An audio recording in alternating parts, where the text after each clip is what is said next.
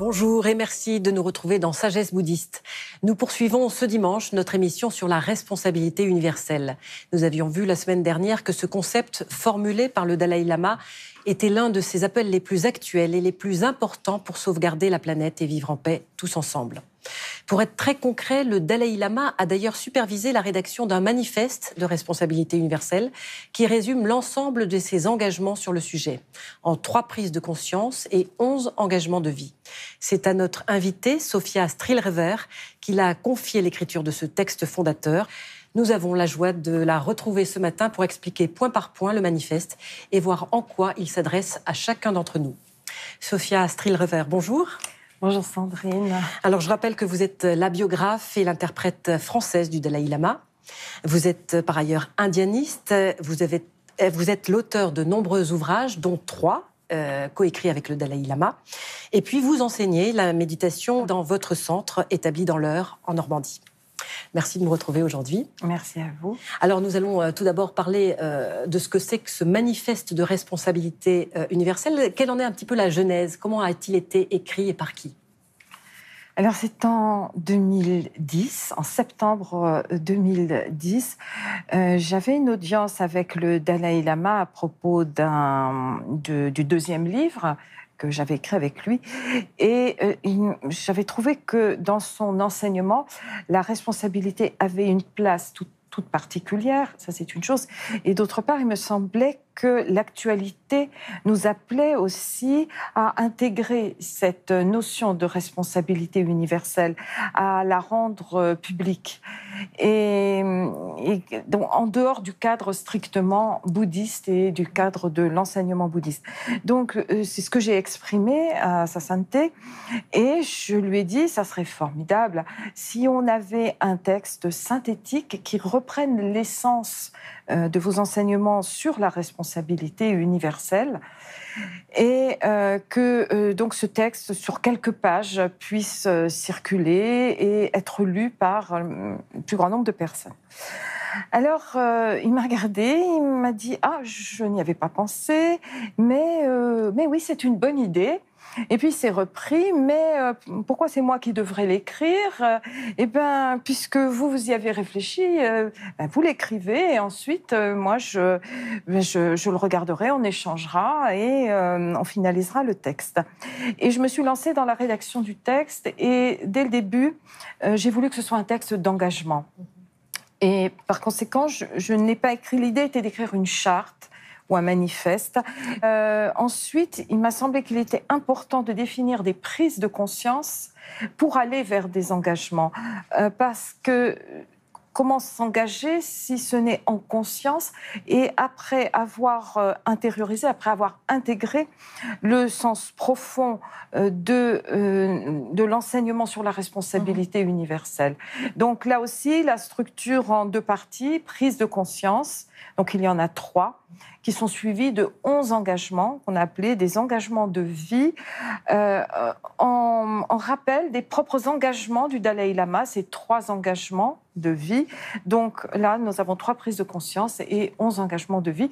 Et cette forme rédactionnelle a été validée à la fois donc par Sandon Rinpoche, Robert Thurman et le Dalai Lama. Alors on va écouter ce texte justement en étudiant les 3 prises de conscience, puisque c'est le début du manifeste, 3 prises de conscience. Vous pouvez nous parler de la première prise de conscience, celle qui fait prendre conscience donc de la paix intérieure. Oui, et donc là je vais lire quelques lignes de cette première prise de conscience. Je suis née sur cette terre, enfant de la vie au sein du cosmos.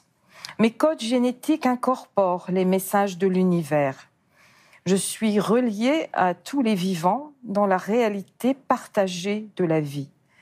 Leur bien-être dépend de l'équilibre des écosystèmes, eux-mêmes dépendant de la paix dans le cœur des hommes et de l'esprit de justice dans les sociétés humaines, où nul ne doit être laissé pour compte, mutilé par la faim, la pauvreté et le dénuement.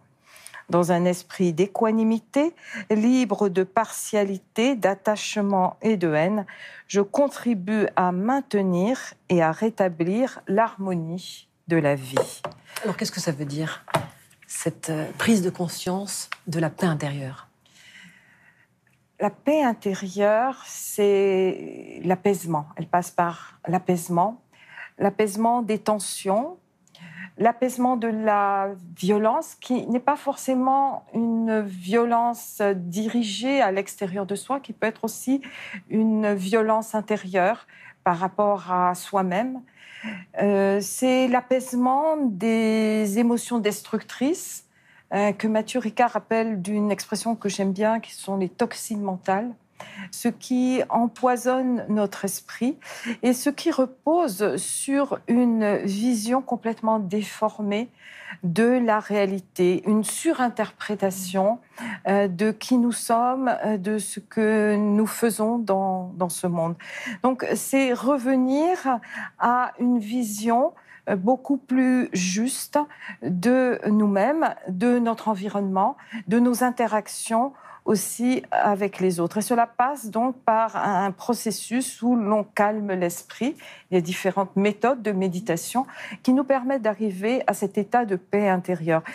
Et percevoir la réalité, c'est comprendre les liens que nous avons avec la totalité du vivant.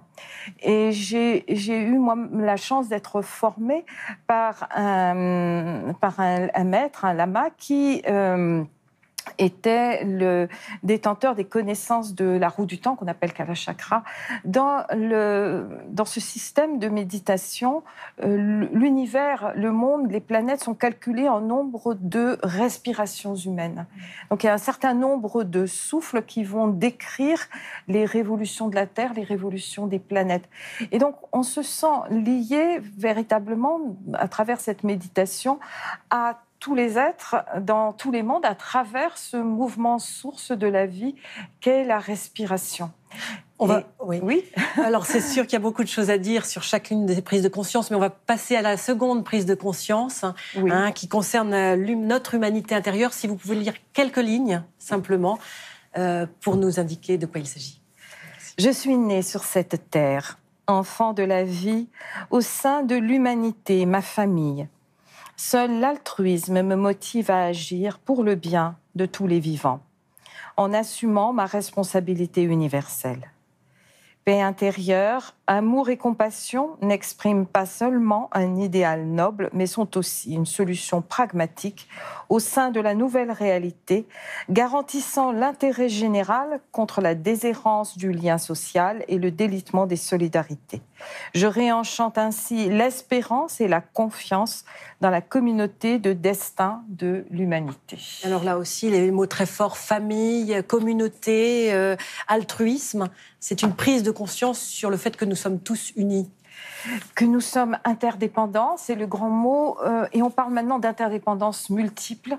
Et toutes les avancées de la science des études environnementales nous montrent à quel point nous sommes liés à tous les vivants.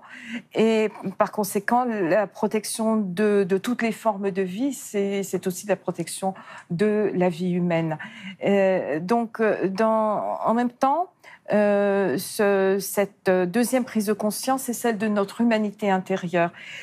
C'est-à-dire aller au-delà de ce qui nous sépare, de ce qui nous divise, pour retrouver les valeurs fondamentales qui sont partagées par tous. Et dans son récent séjour en France, sa sainteté est même allée jusqu'à dire « les nationalismes sont dépassés ». Et il nous engage donc à cet état de conscience élargi à l'échelle de la planète. C'est ce qu'il appelle aussi la nouvelle réalité. La nouvelle réalité, c'est celle de cette conscience planétaire qui fait que nous sommes citoyens du monde et que nous développons un lien civique de responsabilité universelle. Alors on va passer à la troisième prise de conscience qui concerne Satyagraha, un terme sanskrit, la force de la vérité. On dit aussi l'étreinte de la vérité, donc Satyagraha. Je suis née sur cette terre, enfant de la vie, au sein de la grande paix naturelle.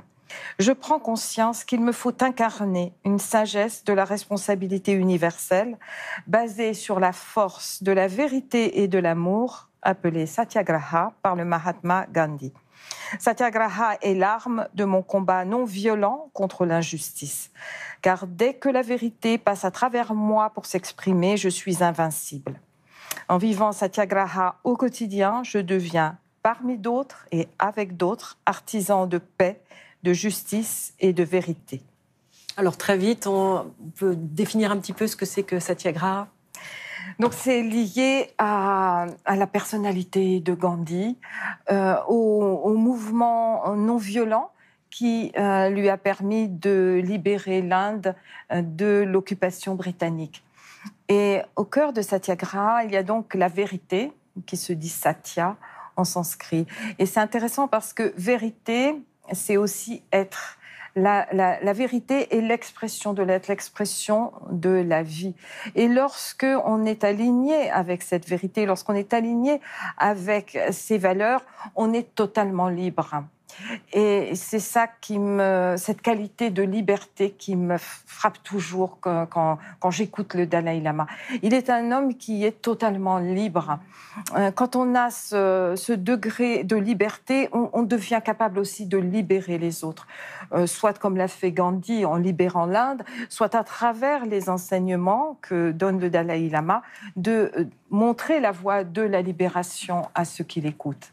Et en même temps, on a cette force qui permet, c'est ce qu'on dit, à un homme seul de vaincre un empire, ou encore Gandhi qui disait « un seul individu conscient et debout est plus dangereux pour le pouvoir que 10 000 individus endormis et soumis ». Donc c'est une puissance d'insurrection et tout ça est lié en fait à cette vérité. Cette vérité, c'est quoi? C'est ce qu'on a dit avant. C'est la paix intérieure, parce que sans la paix intérieure, on ne peut pas toucher cette vérité de notre être. Elle reste occultée derrière le voile des émotions et des illusions. Et c'est aussi l'humanité intérieure.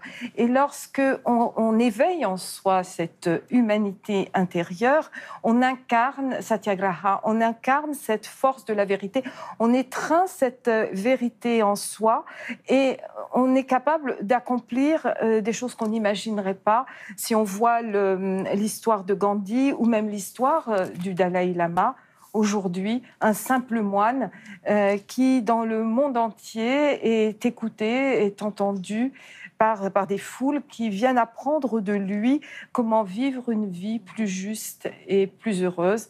Et aussi comment, c'est le thème de notre rencontre aujourd'hui, assumer cette responsabilité universelle. Voilà. Donc là, on entre dans cette dimension de l'universel. Oui, je vous remercie Sophia Stril-River. On n'aura pas le temps d'exprimer point par point les engagements, les 11 engagements qui suivent, les 3 prises de conscience, mais qui concernent l'éducation, la promotion des femmes, le respect de la vie animale, l'environnement, même la démocratie. Merci beaucoup d'avoir répondu aujourd'hui à nos questions. Merci à vous. Avant de se quitter, voici quelques propositions de lecture. Tout d'abord, bien sûr, Nouvelle réalité, l'âge de la responsabilité universelle, publié aux Arènes. C'est donc le livre coécrit par Sophia Stril-River et le Dalai Lama, où l'on retrouve l'intégralité du manifeste que nous venons d'étudier. Un texte fondateur dont la genèse et la motivation sont commentés comme un dialogue entre les 2 auteurs en première partie du livre. La sagesse du cœur, le Dalai Lama par lui-même, publié au Seuil, et puis Le livre de la joie par le Dalai Lama et Desmond Tutu chez Flammarion. Voilà qui achève notre émission. Merci de l'avoir suivie. Vous pouvez la revoir toute la semaine sur le site internet de France 2 en consultant Pleuze.fr. Excellent dimanche et bonne semaine. Rendez-vous dimanche prochain pour une nouvelle émission. Merci.